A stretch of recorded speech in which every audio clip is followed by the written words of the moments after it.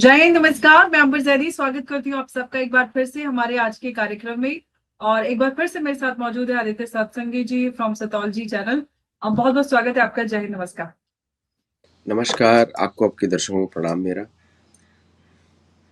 Aditya ji, Donald Trump की बात करें तो काफी उनका जो एंटरटेनमेंट का जो लेवल है वो हाई होता जा रहा है दिन ब दिन। कभी कुछ बोलते हैं, कभी कुछ बोलते हैं। किस तरह से देख रहे हैं आप? तो और नजदीक बैठे हैं उनके अमेरिका में। क्या ग्राउंड पे इसका प्रभाव नजर आ रहा है? मतलब ये मुझे समझ में नहीं आता है कि इतना मजाक कौन बनवा सकता है अमेरिका का इतिहास में, जो इस व्यक्ति ने किया है पूरा।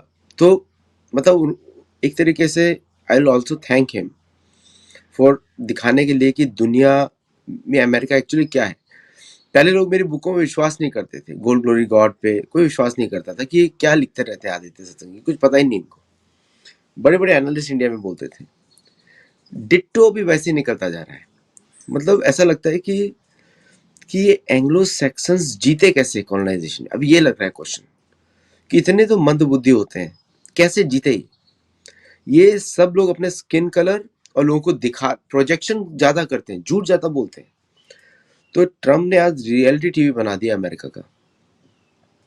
वो अपने मन में ही सोचता है मैंने एग्रीमेंट कर लिया, अपने मन में ही एग्रीमेंट्स करता है, अपने मन में ही डील करता है, लिख देता है, बोल देता है। और लोग उसको, अब लोगों को पता लग गया है, बाहर के लोग तो अमेरिकन नहीं होते, तो एंग्लो सैक्सन्स तो उसे दिखा दिया व्हाट दे डू। अब मैं एक छोटा एग्जांपल, चाइना वाला। एवरीबडी नोज कि इसने ट्रम्प ब्लॉकेड डिक्लेयर किया था परसों, ओके। और हमने अपने पिछले शो में बात किया था कि सीज फायर करेगा, क्योंकि दम नहीं है अभी लड़ने का। और 10,000 ट्रूप्स और भेजे। 60,000 troops are in the Middle East right now. 60,000 केसी वन। अब इसके प्लेन्स के उतर ही नहीं सकते मिडिल ईस्ट में, सारे बेसेस बर्बाद कर दिए ईरान ने। तो इसराइल में उतरवा रहा है बेन गुरियन एयरपोर्ट पे। बेन गुरियन एयरपोर्ट लग रहा है इस समय KC-135 का पार्किंग लॉट। इतने सारे प्लेन हैं। और वो हमेशा से ईरान का टारगेट रहा है। I don't know which air force will go there. वो तो ईरान का इजी टारगेट है अब तो तो मतलब कहीं ना कहीं एग्रीमेंट इनके बीच में हुआ है कि तुम मेरे ऊपर बम मत फेंको, मेरी इज्जत बहुत उतर रही है, तो और I will also not attack you. ये एक्चुअली यही एग्रीमेंट हुआ होगा। इसको वर्डिंग आप डिप्लोमेटिक कर सकते हैं, बट एग्रीमेंट तो यही है, प्लीज मेरे को बम मत फेंको, मेरी इज्जत उतर रही है पूरी दुनिया में। आपने मेरे इतने ऑलरेडी F-15 मार दिए, MQ-9 मार दिए, सब मार दिया। अब दुनिया को लग गया कि कैसे इजी टारगेट है मेरे प्लेन्स, है ना इनका थार्ड चलता है ना इनका। आ, कुछ भी चल नहीं रहा है। Like no air defence is working. Israel बोल रहा है कि अपने निकालो, हम अपने खुद के लगाएंगे, we can't depend on you. और सभी इसीलिए तो लोग भाग रहे हैं भारत की तरफ, आकाश की तरफ, कि वो रिलायबल है। 99.5% किल रेट है उसका। तो दूसरा आप देखिए, आपने पूरा ड्रामा देखा ब्लॉकेट का। पहले तो ईरान का हॉर्मुज खुला हुआ था, फिर इसने बमबारी किया, उन्होंने स्ट्रेट हॉर्मुज बंद कर दिया। और उसके पहले आपको ये भी याद होगा, बाबल मानदेत का जो स्ट्रेट था, बाबल मानदेत का जो स्ट्रेट था वो हूती ने बंद कर दिया था। तब इसने हूती से एग्रीमेंट कर लिया। और बिहाइंड द सीन ईरान के साथ भी एग्रीमेंट कर लिया, हम आप पर आक्रमण नहीं करेंगे, but just yesterday they bombed an airport in Iran, just yesterday. तो ईरान को भी पता है कि ये लोग they are not dealing with a nation. वो एक ग्रुप ऑफ मतलब ख्याली पुलाव बना वाले लोग हैं। अभी तो पहले हम बोलते थे मुंगेरी लाल के हसीन सपने, बोलेंगे ट्रम्प के हसीन सपने। सो दी एंटायर, फिर आप सीक्वेंस देखिए, इसने ब्लॉकेट डिक्लेयर किया, पीछे से चाइनीज नेवी आ गई। चाइनीज को हमेशा इंडियन नेवी फॉलो करती है, वो पीछे इंडियन नेवी आ गई। Not to resist Chinese but to protect their own ships, Indian navy आ गई। और फिर इसके बाद जो हुआ बनाया हुआ है अमेरिका में कि चाइनीज आ जाएंगे, चाइनीज से डरते भी बहुत हैं, they had to come back. फिर आपने इंडोनेशिया के साथ डील साइन किया परसों, बड़ा अनाउंस किया पीट हेगसेथ ने। तो इंडोनेशिया का प्रेसिडेंट आपको मालूम ही है कि वो कैसे बिगड़ा रहा था पीस ट्रीटी ऑफ पीस में। उसका एक हॉट माइक मोमेंट भी हुआ था, वेर ही वाज सेइंग कि he wants to meet Eric Trump. How can he meet, मतलब asking a president to meet his son for a deal. मतलब किसकी डील हो रही है, फैमिली की डील हो रही है या गवर्नमेंट की डील हो रही है, ये हो रहा था। तो वी ऑल न्यू कि वो कुछ ना कुछ इनको कंसेशन देगा। नाउ इंडोनेशिया के साथ पीस डील में इनका ये बोला जाता है कि they can fly over Indonesia without informing Indonesian authorities. तो इंडोनेशिया का सॉवरेंटी स्टेटस चला गया। And where they will go, Malacca Strait. मतलब ये they want to create unknown attacks on Malacca Strait which is a security concern for India. और शायद इस बात को कैच करना चाहिए बाकी मीडिया आउटलेट्स को भी, क्योंकि मलाक्का स्ट्रेट सिर्फ 100 किलोमीटर 200 किलोमीटर की दूरी पे है भारत के इंदिरा पॉइंट से, और भारत की ऑलरेडी वहाँ पे डिफेंस बैटरीज लगी हुई हैं, इसे ट्राई सर्विसेज कमांड। तो भारत तो फुल फोर्स के साथ वहाँ पे जाएगा मलाक्का स्ट्रेट पे कुछ हुआ तो, not to protect Chinese but to protect its own trade, क्योंकि वहाँ पे सबसे बड़ा नुकसान चाइनीज को होता है। तो पूरा कॉमेडी चल रहा है। और आज सुबह बोलता है कि हमारा चीन के साथ डील हो गया, क्योंकि डर गए वो लोग, because Chinese Navy just issued an ultimatum to them that will fire at you, your ships, and you can't protect. और इनके ships हैं 75 वाले, मिसाइल्स इनके 76 वाली, और 2 मिसाइल प्रोड्यूस करते हैं महीने की। ये तो पब्लिक डेटा है, hopefully they do more.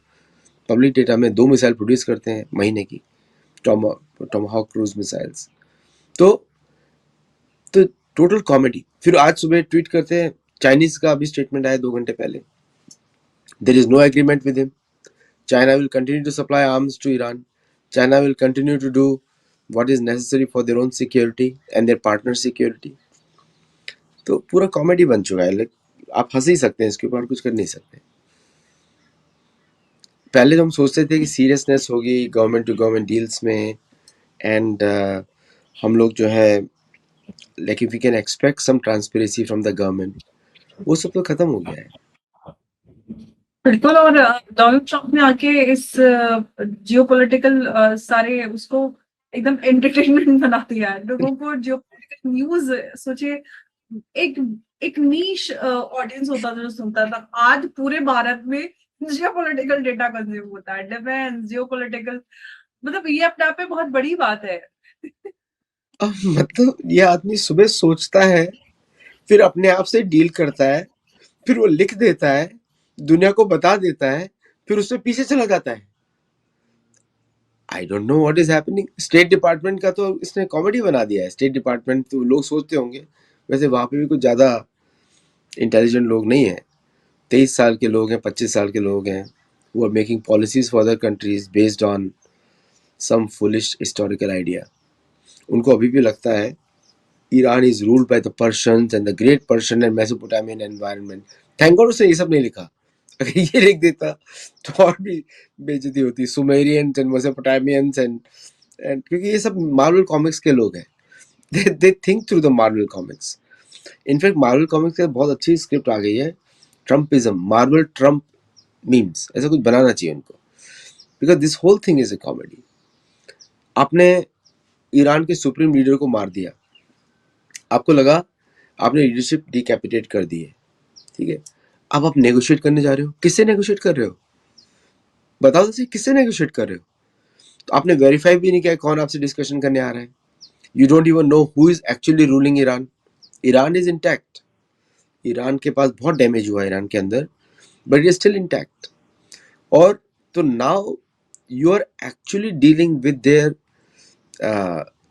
There second leadership which is military, और ये हार्ड लाइन है। ये पुराना लीडरशिप नहीं है। अयतुल्ला and other people were soft people, वो लोगों के बारे में समझते थे, आपने उनको ही हटा दिया। तो now you are dealing with the second range. जैसे कि पाकिस्तान को तो बहुत ही भगवान से शुक्र मनाना चाहिए कि अभी भी मोदी जी जैसे लोग हैं जो आपसे बात करना चाहते हैं। नेक्स्ट लेवल ऑफ लीडरशिप जो आएगा ना भारत में इस समय, वो सिर्फ धुरंधर बनेगा, धुरंधर पार्ट 3। योगी जी जो भी हो, वो धुरंधर होगा और वो जोर जोर से मारेगा। वो सुनेगा नहीं, आप जैसे रहोगे वो तीसरा और लगा देगा। वो पाकिस्तान का हश्र होने वाला है, because people are tired of this game over. It's like होता है ना, जब पानी सिर के ऊपर चला जाए तो किसी भी तरह आप पानी के ऊपर आना चाहते हो सांस लेने के लिए। अभी लोग सांस लेना चाहते हैं, वो अमेरिका के साथ हो गया है। ये गल्फ ऑफ हॉर्मुज खत्म नहीं हुआ, आपने मलाक्का शुरू कर दिया। गल्फ ऑफ हॉर्मुज से 20.9 million barrels per day oil pass होता है, is the biggest oil passing. उसको 6 कंट्रीज पास कर रही हैं। आपने ईरान की इकोनॉमी को तो बर्बाद किया, बहरीन को भी किया, कुवैत को भी किया, फिर आपने यूएई को भी किया, और all these countries combined were sending 20.9 million barrels per day. तो अब समझ में नहीं आ रहा है क्या करें, क्योंकि इनको ये आइडिया नहीं था कि ईरान क्या करेगा। So now back to the square one. Strait of Hormuz is open. परसों ब्लॉक लगाया था, आज बोलता इज ओपन। कितना 2 दिन ही लगा, मतलब 2 दिन की सरकारें होगी आजकल। So I hope Indian foreign ministry learn something कि वो किसके साथ डील कर रहे हैं। They are dealing with. लेकिन सर्जियो गो ने भारत को लेकर कहा है कि भारत को अपना रोल डिसाइड करना पड़ेगा ईरान और यूएस के बीच में जो पीस प्रोसेस है उसको लेकर। इससे क्या मतलब निकाला जाना चाहिए कि पाकिस्तान से अब भरोसा उठकर, या फिर पाकिस्तान के जो वॉकआउट भी थी, क्या यूएस चाहता है कि भारत इसके बीच में आए और पीस और या मीडिएशन का किरदार अदा करे, ऐसा कुछ? अब जब खुद की इतनी बेइज्जती हो गई, अब सोचिए ईरानियन डेलीगेशन प्लेन में गया और उसको टैक्सीज में वापस जाना पड़ा। They were not sure of their own life. तो why Iran will come back to Pakistan? Iran ने तो मना कर दिया। ईरान ने बोला will either meet in China और Russia, not in Pakistan, because Pakistan तो आज आसिम मुनीर उड़ के गए हैं ईरान में मनाने के लिए, और ईरान बोलता है हम we trust Indians more than anyone else. तो हम तो उनके माई बाप हैं ही, we are the home country for them. अगर आप पुराने इतिहास ही देख लें तो अलेक्जेंडर तो बोलता है ना ईरान पहुंचने के मैं भारत पहुंच गया। That was his India contest कि मैं भारत में घुस गया। और जो पिटाई उसकी ईरान में हुई थी, जो आज का ईरान क्षेत्र है, वो अलेक्जेंडर विल रिमेंबर कि by the time he reach Multan only 500 soldiers were left. 50,000 लेकर आया था, 500 लगड़े लुड़े लोग पहुंचे मुल्तान में, और वहां पे जो हमारे वॉरियर्स की पत्नियां थी उन्होंने पीट के उसको वापस भेजा। ये सिकंदर की असली कहानी है, इसलिए मैंने अपनी बुक में लिखा सिकंदर द माउस, चूहा है। तो ईरान तो हमेशा ही भारत के साथ रहा है। अब उनको पहली बार समझ में आया है कि जो भी उनकी बुक्स जो लिखते थे अल बरूनी और ये सब लोग, कितना ग्लोरीफाई किया इंडिया को, कितना। और साथ में उनका जो ये तो पुराना कनेक्शन है हमारा उनके साथ, तो समझ में आया कि भाई हमारे लोग सच बोलते हैं, फालतू के लफड़े में नहीं पड़ते हैं, लेकिन आप लड़ नहीं सकते भारत के साथ। तो ही नोज द स्ट्रेंथ। तो उन्होंने, तो आसिम मुनीर उड़ के गए, and I am little bit speculating here, क्योंकि असली बात तो किसी को पता नहीं है। तो मुझे लग रहा था कि ये मनाने गए कि प्लीज आ जाओ बात के लिए, क्योंकि ट्रम्प का स्टेटमेंट आया, अभी आपको तीनों कोलेक्ट करना पड़ेगा। ट्रम्प का स्टेटमेंट आया कि जेडी वांस आए ईरान से, पाकिस्तान से, उनको डायरिया हो गया। अभी ट्रम्प तो खुद ही डायपर पहन के घूमता है, उसको डायरिया की जरूरत ही नहीं हो तो हमेशा। सो तो पूरा कॉमेडी शो है। I will go next time, Trump बोलता है मैं जाऊंगा, मतलब मुझे डायरिया का फर्क नहीं पड़ेगा। ट्रम्प, जेडी वांस को डायरिया हो गया, means Trump is unhappy with JD वांस इस टॉक्स के बाद, कि तुम कुछ अचीव करके नहीं लाए वहां पे। एंड जेडी वांस को लग रहा था रियलिस्टिक एक्सपेक्टेशंस नहीं है फ्रॉम जेडी वन। जेडी जो 40 सालों में नहीं हो सका, वो जेडी वन 20 घंटों में कहाँ से सुलझा पाते? जो खुद डोनाल्ड ट्रंप नहीं कर पाए, वो जेडी वंस कैसे एक 20 घंटे में निपटा देंगे? इतने कॉम्प्लेक्स इशू, प्री कंडीशंस इतनी इतनी टफ, कैसे वो 20 घंटे में हो जाती? देखिए क्या है कि इन लोगों ने पूरा इंटरनेशनल वर्ल्ड के बारे में ध्यान नहीं दिया इस पूरी मीटिंग में। वो तेल कोई अमेरिका तो नहीं खरीद रहा है, वो चीन खरीद रहा है, भारत खरीद रहा है। और साथ में जब आप ये डील कर रहे हो, एक्स्ट्रा चालाकी दिखा रहे हो।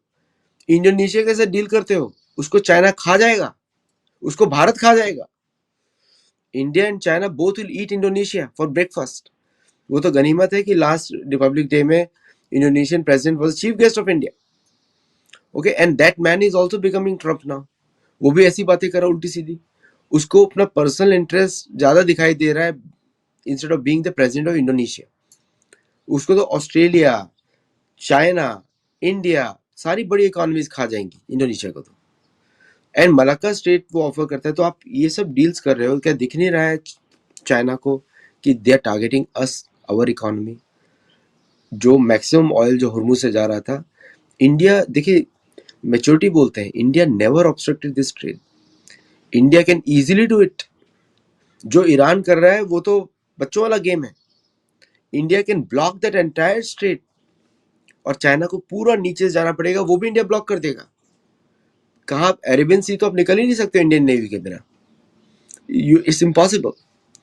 कितना शिप्स लगाओगे? 25, 30, 40, 50, 60? India is a 400 ship navy, वो कैसे आप डील ही नहीं कर सकते वहां पे, प्लस सैटेलाइट्स प्लस प्लेन्स, आप तो स्ट्राइकिंग डिस्टेंस पे हो। इंडिया ने कभी नहीं किया।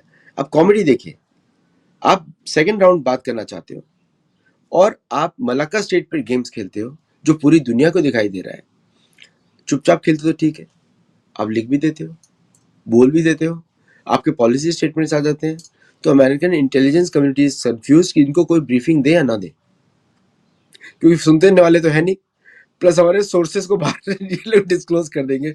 मतलब आई ये के गुजराल के बाप है लीक कर देंगे, मेरी पिक भी लीक कर देंगे, हम बोलेंगे।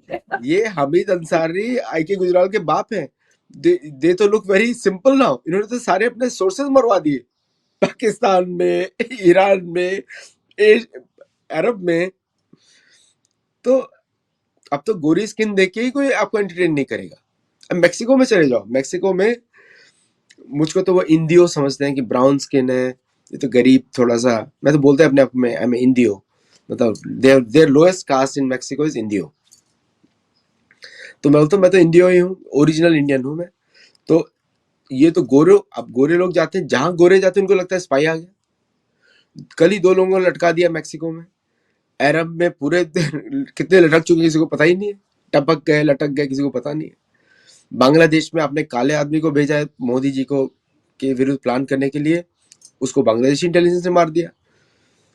बर्मा में आपने जो गोरे उतारे थे ट्रेनिंग के लिए, सबके सब किडनैप्ड। तो आपने तो पूरा एरिया से क्लीन चिप किया, क्लीन कर दिया।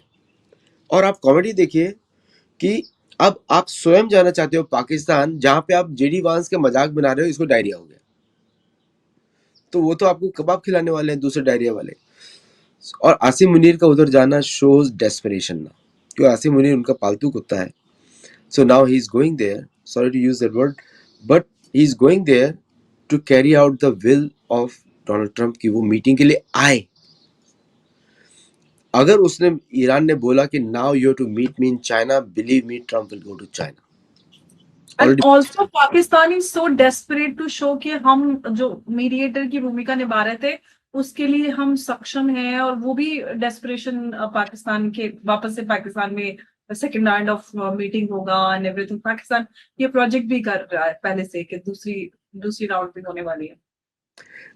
देखिए 40 मिनट का मीटिंग क्या कॉल किया ट्रम्प ने अपडेट करने के लिए, क्या हुआ? क्या मोदी जी को मालूम नहीं है आप क्या बोलने वाले हो? लेकिन कुछ और डिस्कशन हुआ होगा, बिकॉज बाकी ग्राउंड रियलिटी सबको मालूम ही है।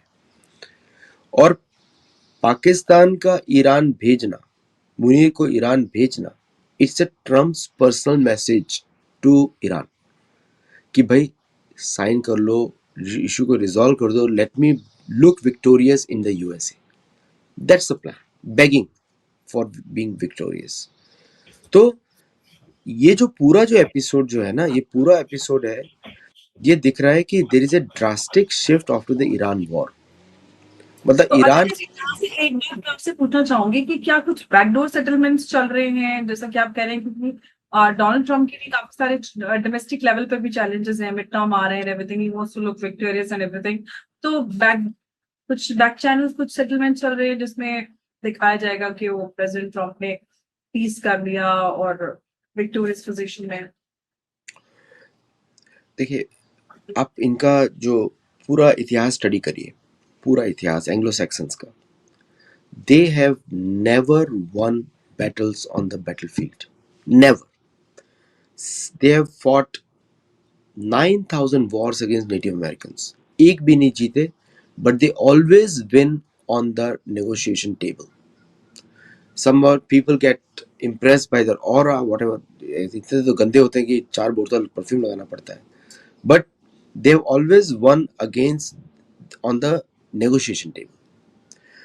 आपको याद होगा नेपोलियन बोनापार्टे, इसलिए मैंने कल ट्वीट किया नेपोलियन बोनापतीत, वो इसलिए किया मैंने क्योंकि उसको बहुत बुरी तरह से मारा था हाइटियन किंग ने, हाइशियन किंग ने। तो इन लोगों ने कोई रियल युद्ध जीता ही नहीं है बजाय आपस में। और इनके युद्ध कैसे होते थे, जो बड़ी बड़ी बैटल ऑफ, इतने सारे बैटल्स हैं अमेरिका में, सिटिंग बुल, 25 लोग लड़ रहे हैं 30 लोगों से, उसको बड़ा सा बैटल ऑफ वॉर बताएंगे वो। यहाँ पे तो हमारे गुंडे ही लड़ जाते हैं 30-30। तो इमेजिन का स्केल ऑफ वॉर क्या है। और जैसे नहीं रिवर, तो इंडिया में जरा पानी पे या गाड़ी पे पार्किंग पे लड़ाई हो जाए 25-30 तो ऐसे ही गली मोहल्ले में लड़ जाते हैं, गुंडे तो दूर की। जिस तरह का इनका इतिहास रहा है, तो इन्होंने ऐसे फूल फूल के लाए 60,000 लोग जुड़ जुड़ा के सारे। तो एक्चुअल स्ट्रेंथ दिखा रहे हैं क्या है उनकी स्ट्रेंथ, दुनिया को पता लग गया अभी। और सुन, ये जो आपको मेन क्वेश्चन है कि what is the, obviously backdoor deal चल रहा है। डील यो है कि भाई बचा लो प्लीज, अब हो गया, बहुत हो गया, आप जीत गए लेकिन हमको अच्छा दिखना चाहिए। All about the image, all about the reputation, all about that. कोई जो हम लोग बोलते हैं ना देश प्रेम, देश के लिए लड़ना, जान दे देना, भारत हमारी माता है, वो फीलिंग ही नहीं है कहीं पर। क्योंकि आप कॉलोनी से आए हो, वो जमीन भी आपकी नहीं है, वो इलीगल ऑक्यूपेशन है 400 साल का, वो भी आप लीगलाइज नहीं कर पाए हो क्योंकि वहां के लोगों ने ट्रीटी कोई साइन नहीं करी आपसे। नेटिव अमेरिकन तो सारे सॉवरेन नेशंस हैं by law, by federal law, आपने रिकॉग्नाइज भी किया हुआ है, आपने रिजर्वेशन बना दिए, but still they have not given up on the whole territory. तो जमीन भी आपकी नहीं, तो एक कॉन्स्टिट्यूशन के बेसिस पे नकली गवर्नमेंट चलाई जा रही है। अब वो जाके डील कर रही है, क्योंकि ये सारे डीलर्स हैं, ये सारे इंग्लिश ट्रेडर्स हैं, तो they are going to make a deal. तो ईरान के साथ क्या डील हुआ है कि आप स्ट्रेट ऑफ हॉर्मुज खोल दो, नहीं तो चाइना हमारे को एक्सपोर्ट बंद कर देगा रेयर अर्थ का, हमारे F-35 प्रोग्राम बंद हो जाएंगे, हमारे एक्सपोर्ट्स बंद हो जाएंगे, हमारी मैग्नेट्स नहीं खुलेंगी। ये एक्चुअल डील है। और नेक्स्ट वीक जाना भी है ना प्रेसिडेंट ट्रम्प को चाइना में। एग्जैक्टली यही तो मैं बोल रहा हूँ, he is tying the two together. अच्छा, एक और बात आदित्य जी, बिल्डरबर्ग जो मीटिंग है वो हुई है 2026, उस वो इस सब पूरी क्राइसिस के बीच में मीटिंग क्या उद्देश्य है, मैं थोड़ा समझना चाह रही हूँ। MI6 का चीफ का पिक्चर भी आ गया बिल्डरबर्ग कॉन्फ्रेंस से। And so again church of England, royal church of England, इनके हाथ में गवर्नमेंट चलाने को नहीं हो रहा है कॉलोनी की, और US is on the verge of division. तो वो बोल रहे हैं कि हमारी कॉलोनी को बचाने के लिए तुम इतने बकवास क्यों कर रहे हो, थोड़ी दिन चुप क्यों नहीं हो जाते। तो डिस्कशन ये, मेरे हिसाब से डिस्कशन ये होगा कि अगर हमको ये कॉलोनी बचानी है, हम कनाडा तो ऑलरेडी खो चुके हैं, ऑस्ट्रेलिया न्यूजीलैंड उनके कब्जे में है, पूरी तरह कब्जे में है, कनाडा और यूएस की लड़ाई चल रही है। तो बिल्डरबर्ग कॉन्फ्रेंस का ये है कि if you have to change the current state of United States, तो क्या चेंजेस किए जाए। तो वो ये बोल रहे हैं कि देखिए चर्च ऑफ इंग्लैंड को अगर जीतना है तो अमेरिका को हारना पड़ेगा। तो और अगर चर्च ऑफ इंग्लैंड को जीतना है या उसको पैसे अपने कंटिन्यूसली चलाने हैं, then India has to be promoted. China को प्रमोट कर नहीं सकते, रशिया को प्रमोट कर नहीं सकते। और ये भारत के लिए भी बहुत बड़ी चेतावनी है, दे शुड स्टे अवे। यहाँ पे इंडिपेंडेंस दिखाएं, they should not play under the games of either the British और द, वो तो इंडिया की गवर्नमेंट की पॉलिसी भी है। तो बिल्डरबर्ग कॉन्फ्रेंस में रीसेट की बात हो रही है। मुझे जो ट्रेंड्स दिखाई दे रहे हैं, क्योंकि इनके एक्शंस, कोई रिपोर्ट नहीं है, कोई रिपोर्ट पब्लिश नहीं होगी, एक्शंस आपको देखने पड़ेंगे। आप देखिए तुरंत कॉन्फ्रेंस के बाद आपको मलाक्का स्ट्रेट पे इफेक्ट दिखता है। अब वो तो ऑफ कोर्स जानते ही हैं कि चैथम हाउस रूल्स वहाँ पे फॉलो होते हैं, कोई चीज बाहर आती नहीं है, तो एक्शन से अब हमें पता चलना शुरू हुआ कि आगे के लिए क्या तय हुआ है बिल्डरबर्ग पे। सडनली स्टूडेंट फॉर्मूज में पीस करने को बोला होगा, इधर पीस करो, निकलो यहाँ से, मलाक्का स्टेट पे आओ। और मलाक्का स्टेट पे तो इनको और बुरी हार होने वाली है।